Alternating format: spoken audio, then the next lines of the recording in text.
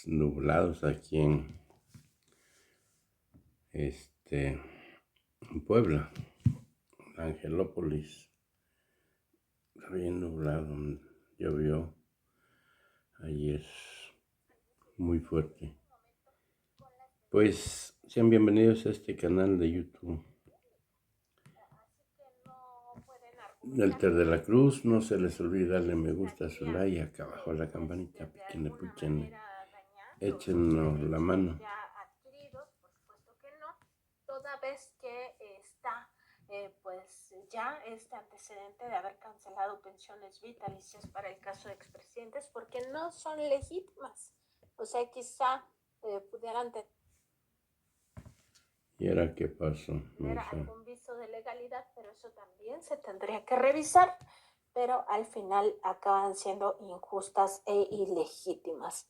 Con dinero del pueblo, la Suprema Corte de Justicia de la Nación destina al menos 60 millones de pesos anuales para pagar a estos 32 o más beneficiarios, entre los que destacan pues estos opositores a la renovación del Poder Judicial de la Federación por la vía de la democracia, es decir, del voto directo que emitirán las mexicanas y los mexicanos en las próximas elecciones de jueces, magistrados y ministros. Y esto lo digo ya como un hecho porque esta misma semana se espera que el próximo martes empiece ya la votación de la reforma al Poder Judicial de la Federación, así que debemos estar muy atentos a lo que vaya aconteciendo a partir de este 3 de septiembre de 2024.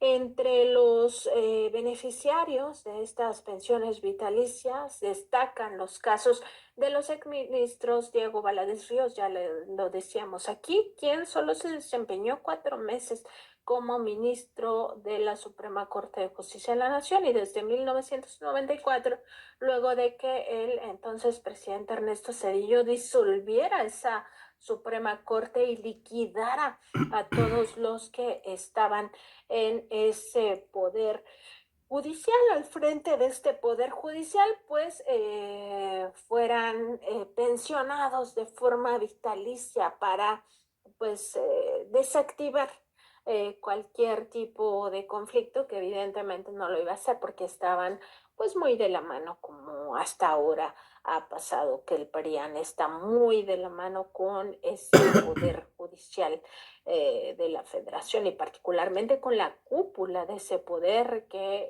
se encarna tanto en el Consejo de la Judicatura como en la propia Suprema Corte de Justicia de la Nación. También está acá el caso de Eduardo Medina Mora y Casa, quien habría salido de la Suprema Corte de Justicia de la Nación para enfrentar un proceso judicial derivado de un expediente de presunta corrupción que incluía una revisión exhaustiva a su situación financiera y patrimonial no acorde con sus ingresos, así como el caso de José Ramón Cosío Díaz, abierto opositor a la reforma judicial. En el caso de Medina Mora y Casa, recordar que este asunto pues no se ha judicializado aún. Todavía está pendiente si en algún momento este exministro de la Corte pudiera enfrentar cargos por presunta corrupción o presunto enriquecimiento ilícito. Veremos hasta dónde llega la justicia. Dice, ojo, no es un mitin de ano. Son más de 10,000 jóvenes reunidos para apoyar la reforma judicial. Han tomado la Suprema Corte y le han dicho a Piña que la reforma va. Difundan que estas imágenes nunca saldrán en la televisión. Vamos a verlas, ¿qué les parece? Buenos días. Ánimo.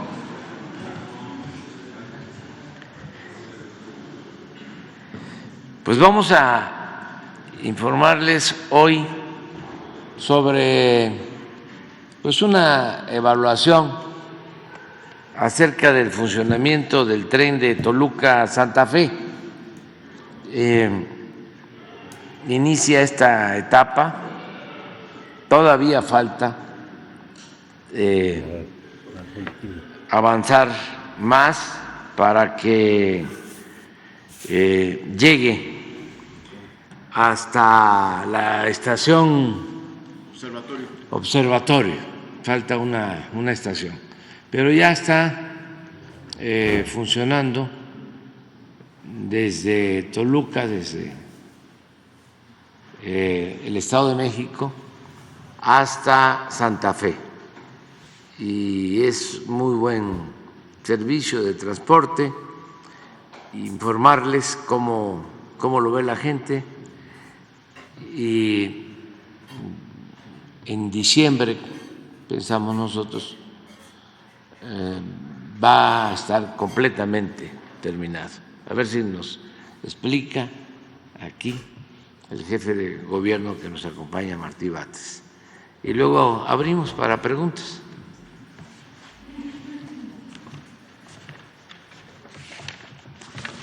Muy buenos días, señor presidente. Si me prestas mejor.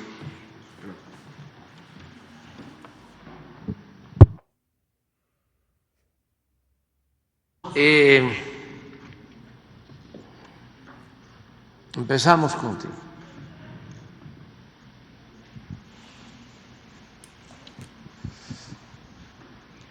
Buenos días, señor presidente. Buenos días a todos los presentes. Elideth Fernández, de Noticias del Movimiento Conciencia y colaboradora de...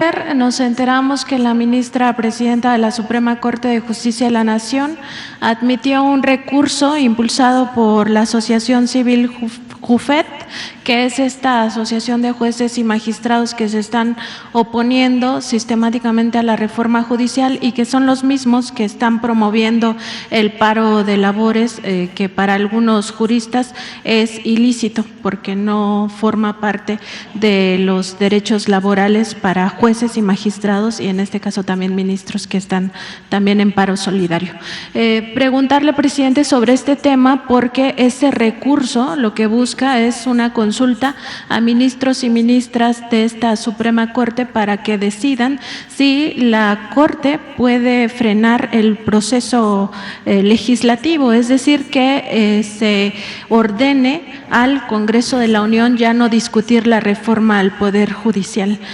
Preguntarle su opinión, sobre todo entendiendo que usted aquí en esta misma conferencia matutina hace unos meses había denunciado un intento de golpe de Estado técnico que también provenía de ese Poder Judicial en el contexto de las elecciones del 2 de junio, bueno, del pasado 2 de junio, y como parte de toda una estrategia que ha orquestado pues este Poder Judicial capturado por no solo el conservadurismo, sino sobre todo por sectores económicos muy poderosos y que siguen en esta misma maquinación. Entonces, su opinión, presidente. Gracias.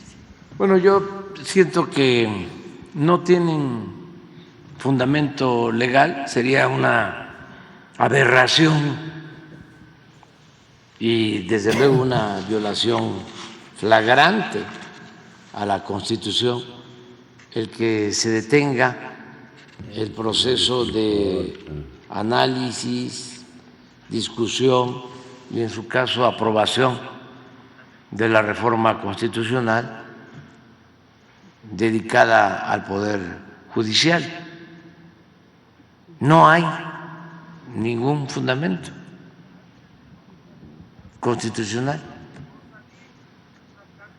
Sería pues una arbitrariedad, y esto pues afectaría la vida pública, afectaría desde luego lo que debe ser un auténtico Estado de Derecho. Sería como optar por la ley de la selva.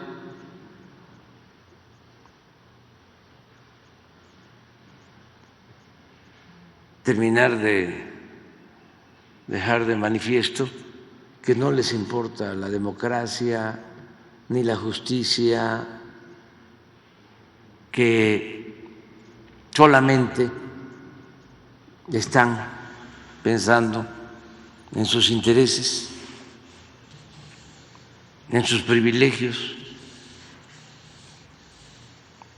y que son partidarios de la corrupción abiertamente. Entonces no creo que eso prospere porque alguien en el Poder Judicial, no uno, espero que varios, en especial en la Corte, reaccionen, como sucedió cuando en efecto turnó la presidenta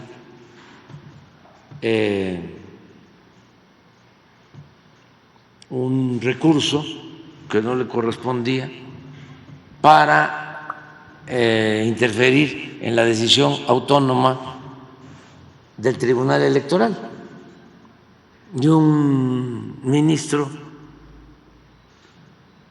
argumentó de que no era función de la Corte intervenir en lo que corresponde al Tribunal Electoral. Pero ahora está peor, porque es la intervención de la Corte o pretender que la Corte o el Poder Judicial detenga un proceso que, de acuerdo a la Constitución, corresponde en este caso al Ejecutivo y al Legislativo, porque el Ejecutivo tiene la facultad de presentar iniciativas de reforma a la Constitución, que es lo que hicimos, y quien aprueba o desaprueba ese proyecto, esa iniciativa, es el Poder Legislativo. No puede hacerlo el Poder Judicial, no es esa su función. Sería pues una intromisión burda, más que un exabrupto. No creo por eso que prospere ese propósito. Y aprovecho también para hacer un llamado a los legisladores. Como nosotros enviamos la iniciativa sobre reforma al Poder Judicial, porque estoy viendo que hay mucha presión sobre los legisladores. Veo que Claudio X González, que es como el jefe de la mafia del poder, el defensor principal de los intereses de las minorías corruptas del país, está abiertamente, ¿no?, hablándole a los senadores para que voten en contra de la reforma. Quiero dirigirme a los senadores con todo respeto para que actúen con independencia, con libertad, y que pongan por delante del interés personal, del interés partidista, el interés del pueblo y el interés de la nación. No le conviene a México mantener un poder judicial sometido a la delincuencia. El Poder Judicial está podrido, invadido por la corrupción. No se imparte justicia en beneficio del pueblo de México. Es un poder secuestrado, tomado al servicio de la delincuencia organizada y de la delincuencia de cuello blanco.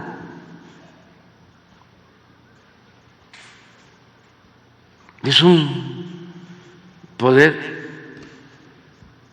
de las minorías. Está más que demostrado, aunque hay excepciones.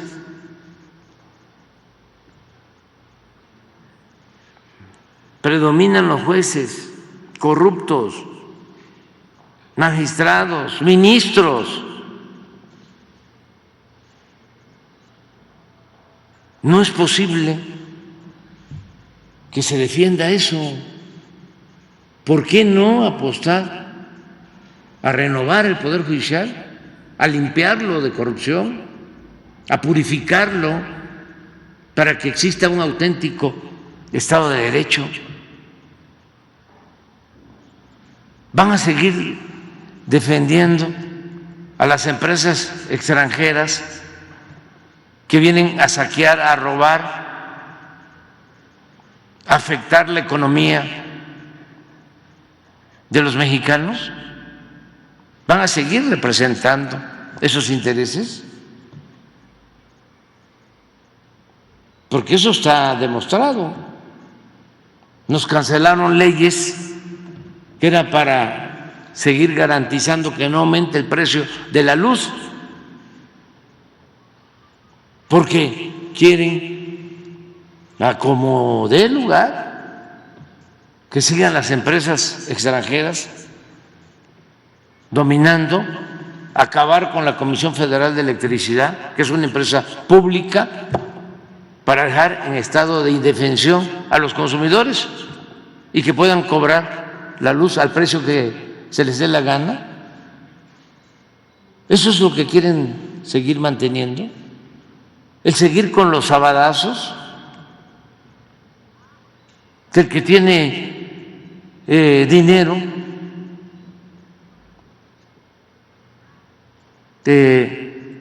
para comprar su inocencia, no pise la cárcel o sea liberado los fines de semana, como lo hacen. ¿Cuántos jueces están en la cárcel? Magistrados, ministros, en años, 20, 30 años, no se juzga a un solo integrante del Poder Judicial. ¿Vamos a seguir con eso? ¿Eso es lo que van a defender? Y no hay ningún problema. Nosotros estamos acostumbrados a luchar por nuestros ideales, por nuestros principios, por causas justas. Y estamos cumpliendo con nuestra responsabilidad. Pero va a quedar muy claro quiénes se oponen a combatir, a erradicar, a desterrar la corrupción de nuestro país. Eso que es el cáncer que más daña la vida pública de México.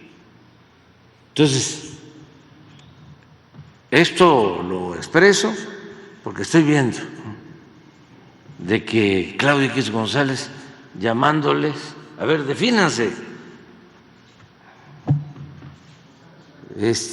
Sí, presionándolos, pero lo está haciendo de manera abierta. ¿Y quién es este señor? Pues un representante de los que se sentían dueños de México, los que llevaron al país a la decadencia, los que empobrecieron a la mayoría de los mexicanos, los que se dedicaron a saquear al país desde la época de Salinas. Su padre fue asesor económico de Salinas, siempre el dirigente de estos traficantes de influencia.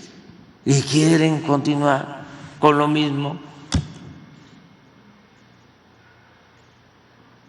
Es interesante que se hable sobre esto y también que no manipulen. Es lamentable el papel de la mayoría de los medios de información convencional, toda la campaña de desinformación, de mentiras, de calumnias. Ayer saqué lo de el reloj, pero luego me di cuenta,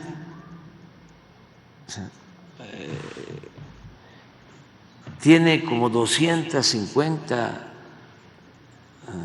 vistas la mentira. Sí, pero ponlo, o sea, que cuesta 140. Ya lo actualicé porque fui. 117,000 pesos. Entonces, cuando me lo regalaron, costaba $120, $125. Me lo trajeron de San Francisco. $125. Hace más de 6 años. O sea que son como 4,000 pesos de ahora. Digo, no, menos. Pero lo que me llamó la atención, mire,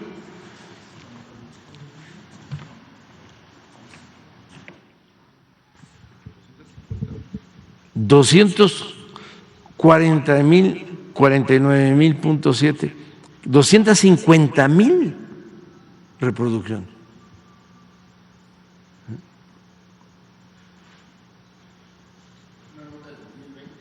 Sí, sí, pero lo que también me llamó mucho la atención es que el que saca esto, a ver si lo pones completo, es hijo del finado Amado Avendaño y de Conchita, también finada, que eran zapatistas.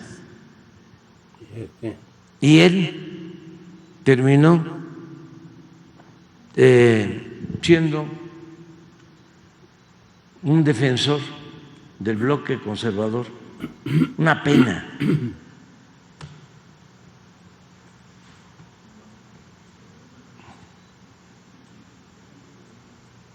Porque él es el que pone el texto.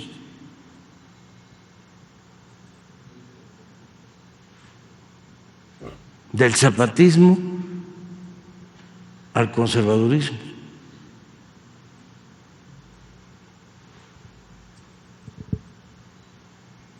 ¿No tienes el nombre? Porque me puse a ver y es de los más tenaces opositores a la transformación. Cívico. Sí, ahí está. De la Marea Rosa, ¿no?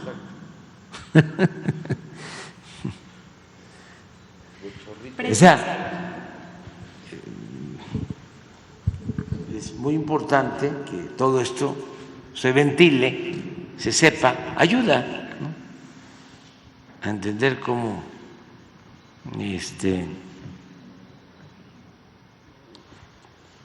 los extremos se tocan.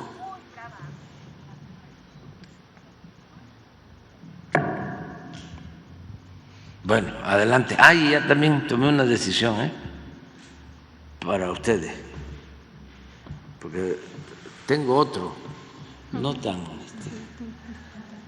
bueno como este, pero tengo otro. Sí, se los lo vamos a rifar aquí entre ustedes.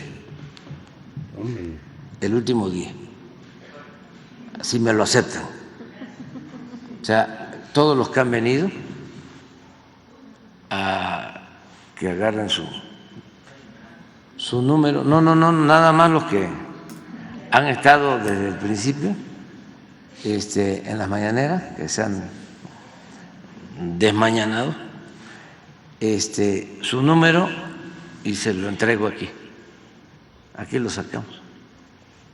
El último día, que va a ser el lunes 30 de septiembre. Ya. ¿Y los tamales? Bueno. Presidente, en este mismo tema, preguntarle, porque ya se presentó una iniciativa en el Senado de la República para extinguir este privilegio de las pensiones vitalicias a los ministros y ministras en retiro. Pues se sabe que no solo es el caso de Diego Valadez, sino también, de acuerdo con información de la propia Suprema Corte de Justicia de la Nación, otros, son más de 30 los que reciben esta pensión vitalicia, incluidas 13 viudas. Pero también otro que llama la atención es el caso de Eduardo Medina Mora, quien fue titular del CISEN, bueno, entre otros cargos que tuvo en la vida pública, y que salió de este cargo a los 4 años, 4 meses, justamente por un tema de presunta corrupción, que no era su patrimonio acorde con sus ingresos.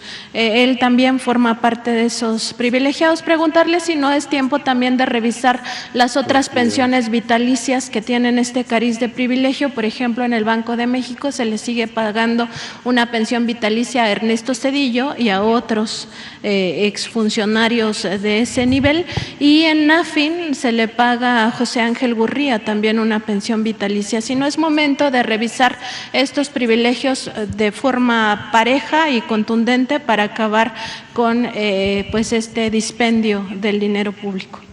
Bueno, nosotros vamos a terminar de impulsar las 20 iniciativas de reforma, y faltan desde luego otras que se tienen que llevar a cabo para ir corrigiendo todo lo que se impuso durante el periodo neoliberal, porque el neoliberalismo, cuando menos en México, sin duda, es sinónimo de corrupción, porque fue llevar a cabo reformas a la Constitución del 17, que tenía una orientación social, de justicia social. Es la primera Constitución que establece los derechos sociales en el siglo XX, la primera Constitución en el mundo. Y en el periodo neoliberal la modifican, la reforman y le quitan su esencia popular y revolucionaria. No voy a dejar de mencionar que todas las reformas que hicieron en el periodo neoliberal fueron para perjudicar al pueblo y para beneficiar a una minoría, para legalizar el saqueo, el robo, la corrupción. Es más, ahora mismo lo podemos ver para que tengamos una idea del por qué se requiere llevar a cabo la reforma al Poder Judicial y otras, para devolverle a la Constitución lo que fue en sus orígenes. La ley de leyes que procuraba la justicia, la igualdad, la libertad, la democracia, la soberanía. A ver si no pones de favor, Jesús, todas las reformas que se hicieron en el periodo neoliberal, las tenemos por ahí en mi último libro, un repaso. Y me gustaría que me dijeran cuáles reformas ustedes conocen que se hayan hecho en beneficio del pueblo.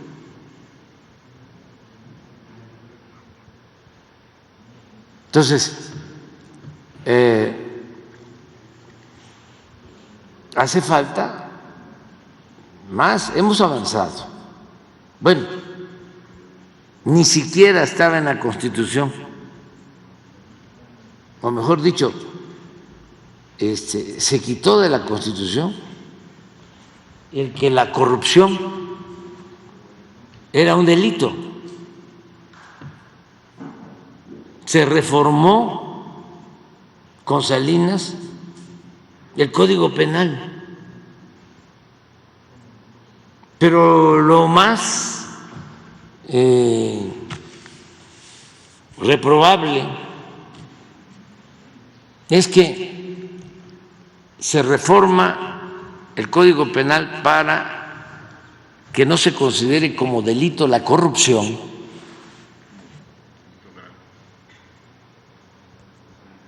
y al mismo tiempo se empieza a hablar de que se va a crear un organismo anticorrupción, de estos organismos autónomos que sirvieron nada más de parapeto, de pantalla. Incluso hasta se legisló para crear la Fiscalía Anticorrupción,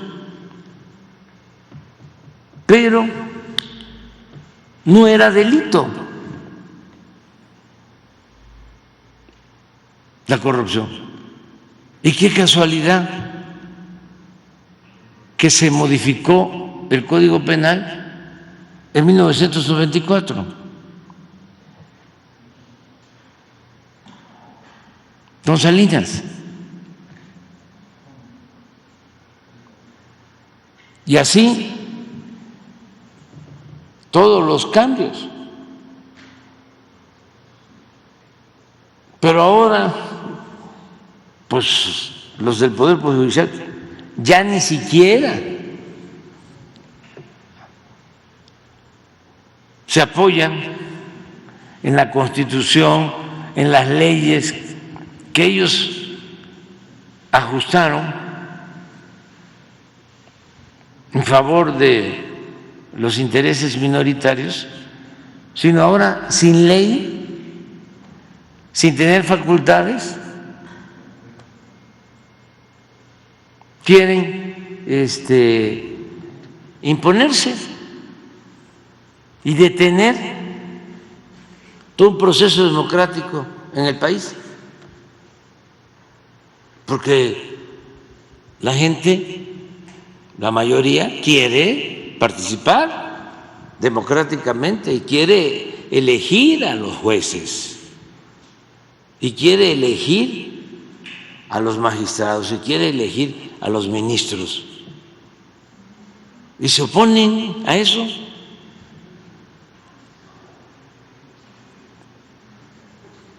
No quieren que la gente participe. ¿Tienen algo de eso? Está la lista de Salinas, de las dos páginas del Sí, libro. las dos, desde el principio. Desde que entra Salinas, está desde antes. Miren, lo voy a leer. Otro hecho relevante es que desde el gobierno de Salinas se llevó a cabo en la práctica la fusión del PRI y del PAN, que en esencia representan los mismos intereses. Esto ya está internalizado, es de dominio público. Para demostrar esto último, porque todavía hay escépticos que se hacían o estaban dormidos, conviene subrayar que durante el periodo neoliberal los legisladores del PRI y del PAN, que se autodenominaban representantes populares, aprobaron reformas a la Constitución y a las leyes solo en beneficio de una minoría y en detrimento de la mayoría del pueblo y de la nación. Veamos la complicidad del PRI y del PAN reflejada en estas modificaciones a la Constitución y al marco jurídico para legalizar el influyentismo, las injusticias y la corrupción. En mayo de 1989, al inicio del gobierno de Carlos Salinas, el PRI y el PAN avalaron el Plan Nacional de Desarrollo 89-94, que permitió la venta de importantes empresas públicas al sector privado. Aquí empieza la piñata. Entregaron cientos de empresas. Entregaron Teléfonos de México, entregaron las minas, entregaron los ferrocarriles, privatizaron el ejido. Todo eso contrario a lo que establecía en su origen la Constitución del 17. El 27 de junio de 1990, ambos partidos reformaron el artículo 28 constitucional para entregar bancos que eran propiedad de la nación, eliminando el párrafo que reservaba al Estado la prestación del servicio público de banca y de crédito. Esa fue una reforma. El 6 de enero de 1992 modificaron el artículo 27 constitucional para poner a la venta las tierras ejidales.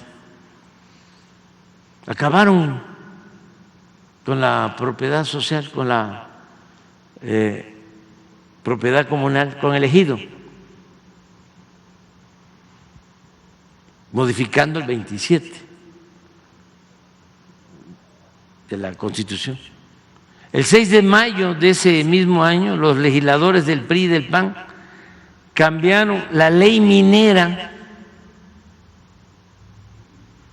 para entregar concesiones a particulares hasta por 50 años para la explotación de oro, plata y cobre. Eliminaron los límites de la superficie que podría ser concesionada.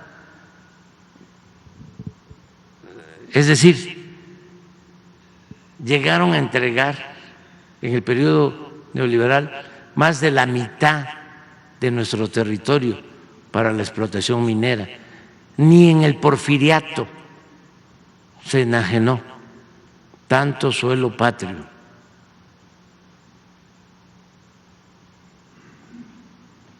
Derogaron el impuesto a la extracción de minerales, es decir, quitaron los impuestos a la extracción de minerales, algo que no sucede en ningún país del mundo.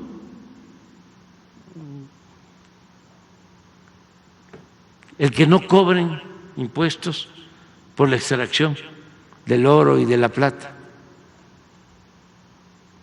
Pues eso se hizo en este periodo neoliberal. Esto ya se corrigió. Ahora sí tienen que resolver.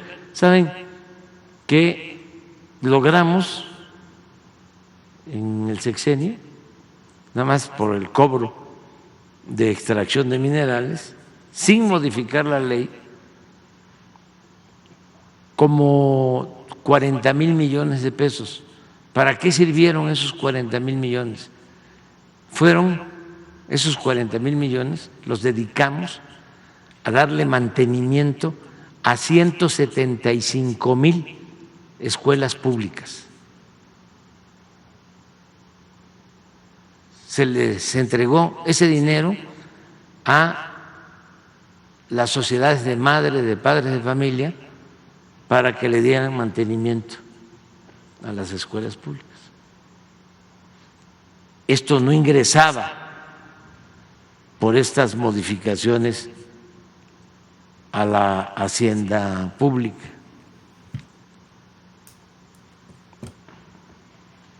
Eliminaron los límites de la superficie que podría ser concesionada, derogaron el impuesto a la extracción de minerales y dieron lugar a la privatización de unidades y plantas mineras del sector paraestatal, como fue el caso de la histórica mina de Cananea. Vendieron en la época de Salinas Cananea, en Sonora. Además, en ese sexenio entregaron 6,600,000 hectáreas. 6,600,000 hectáreas de reservas mineras nacionales, la mayor parte de ellas a 3 consorcios del país. El 22, aquí miren, en 36 años se concesionaron 90 millones de hectáreas. Muchos ejidatarios, pequeños propietarios, ni siquiera saben todavía que ya lo que está debajo de sus tierras ya fue concesionado para la explotación minera. Nada más que ya nosotros no hemos dado ninguna concesión y como se cobran ya los impuestos, al contrario, están devolviendo los títulos de concesión, que además se usaron para la especulación financiera, porque ¿cuándo van a terminar? ¿Cuándo terminarían de explotar 90 millones de hectáreas en minería? Nunca. Casi la mitad del país, que tiene 200 millones de hectáreas, el territorio nacional, entregaron 90. Pues ¿cuándo terminan?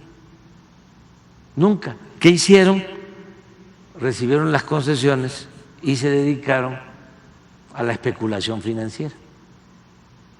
Ni siquiera invirtieron nada, un poco lo que sucedió cuando entregaron las concesiones para la explotación del petróleo con la llamada reforma energética. 110 contratos entregaron con el licenciado Peña Nieto. ¿Saben cuántos de esos 110 contratos están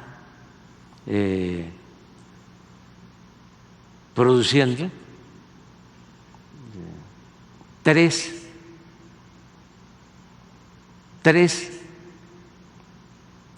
Eso fue el resultado de la llamada reforma energética en materia de petróleo.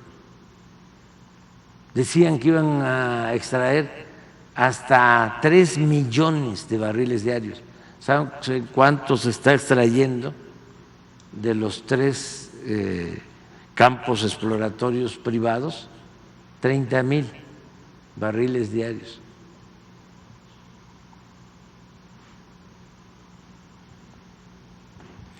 Ni siquiera en el Porfiriato se llevó a cabo una enajenación tan descarada de suelo patrio. El 22 de diciembre de 1992, los legisladores del PRIAN aprobaron la reforma a una ley secundaria. Esto es interesante para los que hablan de legalidad, los constitucionalistas, que nunca dijeron nada. Se reformó una ley secundaria, no la Constitución, el 22 de diciembre del 1992, en contra de la Constitución, que permitió a empresas privadas, principalmente extranjeras, generar energía eléctrica. No podían hacerlo. Estaba limitada la generación de energía eléctrica a la Comisión Federal de Electricidad como empresa pública. Y aquí abrieron. En ese entonces echaron a andar toda una campaña en los medios, que siempre han sido alcahuetes de estos corruptos, amenazando, difundiendo miedo de que nos íbamos a quedar sin luz y que era necesario privatizar.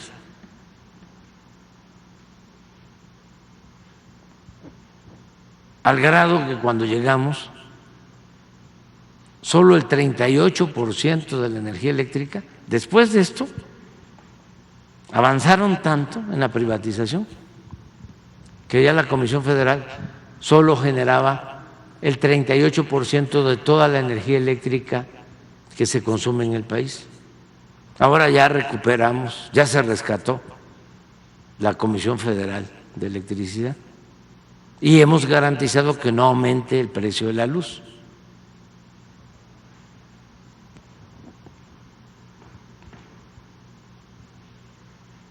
Hoy tales empresas venden a precios elevadísimos a la Comisión Federal de Electricidad o a particulares. En ese entonces, cuando escribí, 46% de la energía eléctrica que se consume en el país.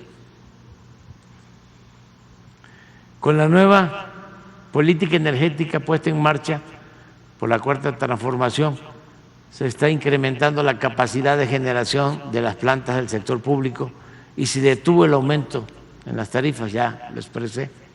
El 5 de marzo de 1993, el PRI y el PAN aprobaron la reforma al artículo 3º constitucional para limitar la gratuidad de la educación solo a nivel de primaria y secundaria, y se dejó al mercado la educación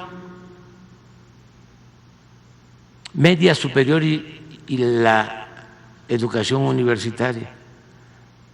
Desde entonces, alrededor de 300,000 jóvenes eran rechazados año con año en su intento por ingresar a la educación superior, con la mentira de que no pasaban el examen de admisión, con el pretexto. ¿Qué estamos pagando ahora por esto? Por esta política de privatizar la educación.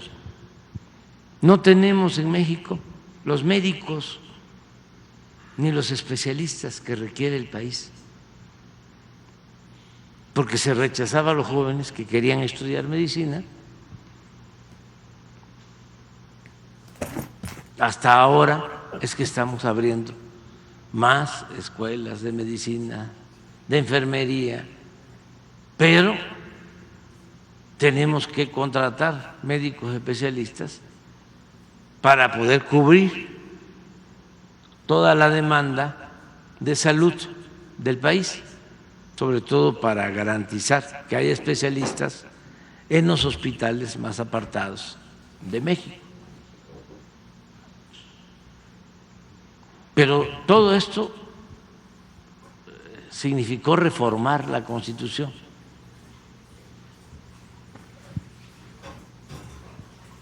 El 18 de marzo de 1895, la mayoría del PRI, 1995, la mayoría del PRI en la Cámara de Diputados aprobó el aumento del IVA del 10 al 15% para los jóvenes. Nada más que vean una foto, una roque señal. ¿Mande? Lo ampliamos más. O sea que empieza arriba. Pues, El 12 de mayo. del 10 al 15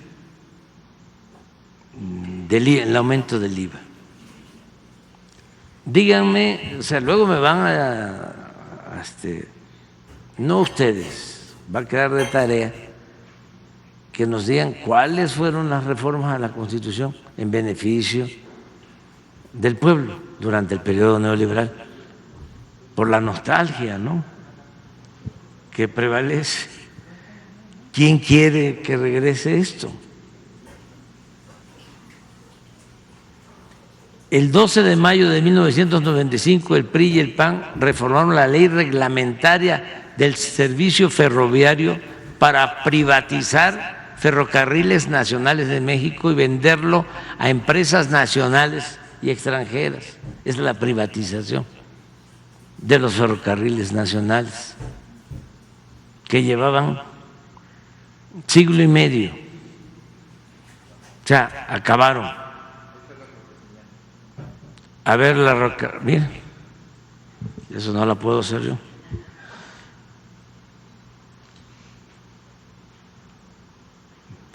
No, déjala. Es que ahorita, a favor, 290, en contra 173, que hablan, ¿no?, ahora de la aplanadora. Este señor fue gobernador de Nuevo León y participó en el fraude cuando nos robaron la presidencia en el 2006. Siendo del PRI, le ayudó al PAN. Y ya luego el PAN le ayudó al PRI cuando el licenciado Peña Nieto. Todo esto para los jóvenes, ¿no?, porque hay mucha desmemoria.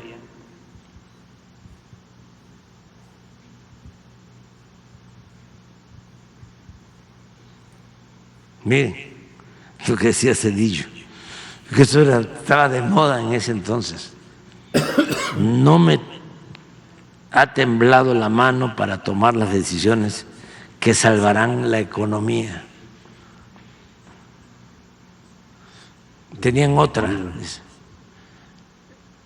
Tenemos que ajustarnos el cinturón. Y siempre el que se ajustaba el cinturón o al que se le ajustaba el cinturón era el pueblo. El gobierno no se ajustaba el cinturón. Entonces, con Zedillo es que desaparece, por poner un ejemplo,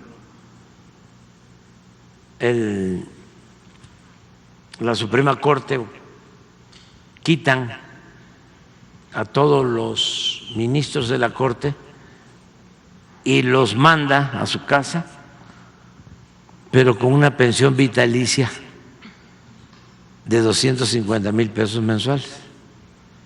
A esos no se apretaban el cinturón. Adelante. Entonces se privatizan los ferrocarriles Tan descarado fue este atraco que al terminar su sexenio, el expresidente Ernesto Zedillo se fue a trabajar como asesor del Consejo de Administración de una de las empresas que se quedó con la mayor parte de la infraestructura ferroviaria del país. O sea, termina, les entrega los ferrocarriles, termina su mandato y se va a trabajar a esa empresa extranjera. El 23 de mayo de 1996, legisladores de ambos partidos aprobaron la ley de los sistemas de ahorro para el retiro, los Afores, lo cual permitió entregar el manejo de las pensiones a operadoras financieras privadas, nacionales y extranjeras, administradoras de fondos para el retiro, Afores, y con ello la administración, sin transparencia, con altos costos por la operación y baja rentabilidad a los derechohabientes. Sobre esto lo corregimos ya, porque las comisiones que le cobraban a los trabajadores por manejar sus pensiones eran de las más altas del mundo. Y hicimos una modificación a la ley y logramos reducir el cobro de comisiones. Y desde que se redujo el cobro de comisiones, han habido ahorros, a ver si no me equivoco, como del orden de 30,000 millones de pesos en favor de los trabajadores. Lleva 2 años de aprobada esa ley, creo que 3, fue en el 2020. Esto lo corregimos.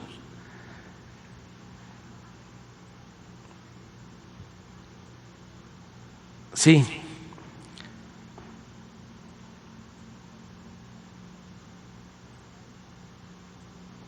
Los costos de la intermediación se redujeron, pero no solo eso, ya se creó el Fondo de Pensiones del Bienestar, porque esta reforma significó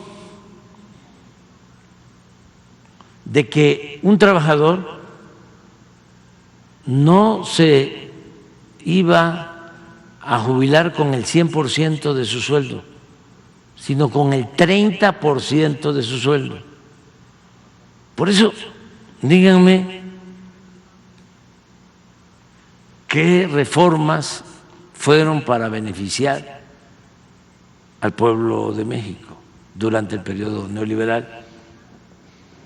El 12 de diciembre, Día de la Virgen de Guadalupe, de 1998, diputados del PRI y del PAN aprobaron el FOAPROA, que convirtió las deudas privadas de unos cuantos empresarios y banqueros en deuda pública.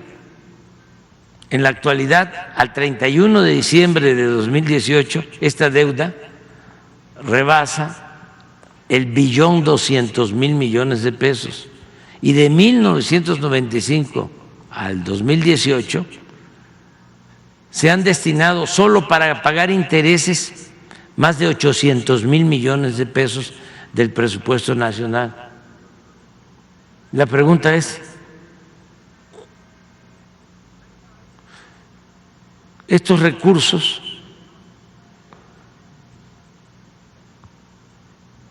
hubiesen, o mejor dicho, la observación es, nada más con el pago de estos intereses, 800,000 millones de pesos, hubiese alcanzado para impulsar actividades productivas, crear empleos y promover el bienestar del pueblo. Se ha pagado de intereses, porque esto es hasta el 18, como 1.300.000.000. Es la suma de lo que se invirtió en el Tren Maya, en el tren del Istmo, en la refinería de Dos Bocas, en el aeropuerto Felipe Ángeles, y sobra.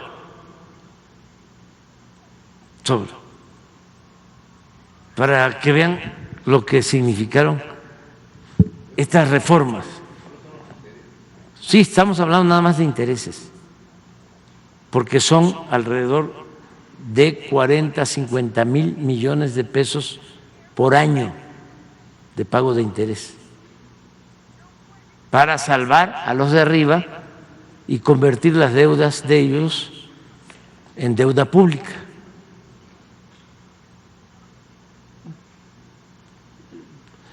Cuando esto, estábamos nosotros en la oposición, luchábamos solos. ¿Ustedes creen que Televisa o Azteca o Imagen o el Reforma o Excelsior o Milenio o Universal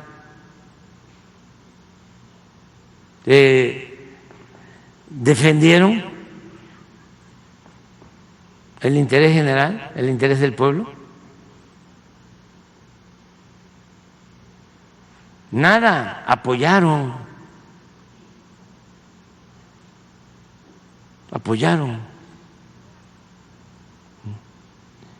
este robo. Por eso siempre hablamos de delincuencia de cuello blanco, porque ya nos tenían también mal acostumbrados, o ya nos habían metido en la cabeza de que el ratero, el ladrón, era el que se robaba una gallina, que se robaba un cilindro de gas, que se robaba una bolsa en el mercado. Y los grandes ladrones ni siquiera perdían su respetabilidad. Los saqueadores de México. El 8 de diciembre, ¿mande? A ver.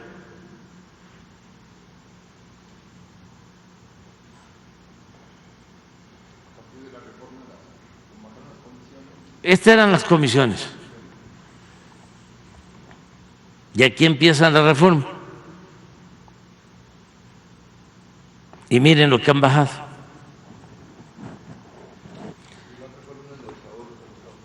Y esto es lo que han ahorrado.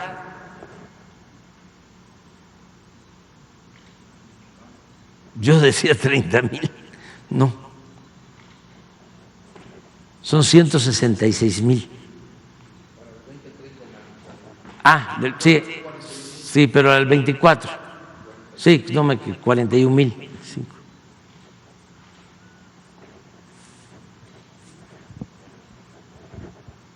Pero fíjense, cuando tomamos la decisión, dijimos, vamos así cobraban. Y los más bajos entonces eran Chile, Estados Unidos y Colombia. Entonces dijimos, vamos a poner una fórmula que tiene la ley equivalente a la media de lo que cobran en Chile, Estados Unidos y Colombia. Y este es el resultado.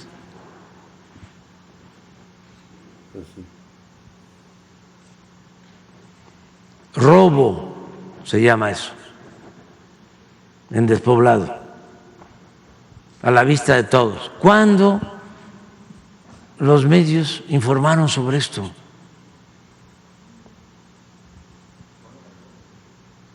Por eso no hay que ver.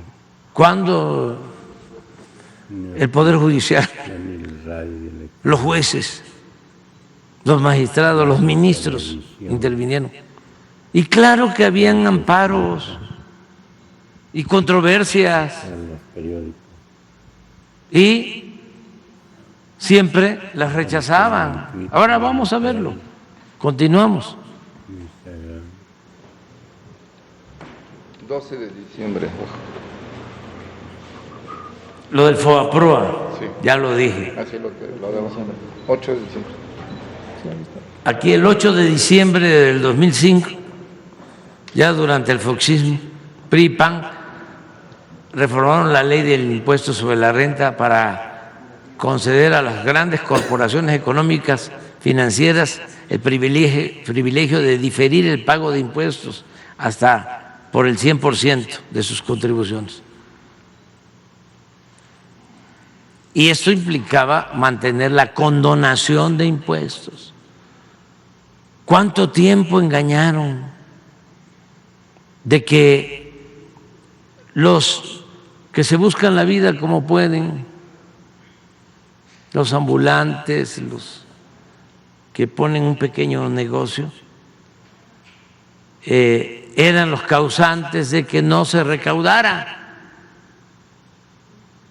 de que no se lograran finanzas públicas sanas, fuertes? ¿Cuánto tiempo engañaron diciendo eso? Que había que aumentar el padrón de contribuyentes, cuando lo que sucedía es que los de arriba no pagaban impuestos, se les condonaba el pago de impuestos. ¿Quieren que pongamos la lista de cuánto condonaban y a quiénes? Sí. ¿La pones? Por eso es el enojo.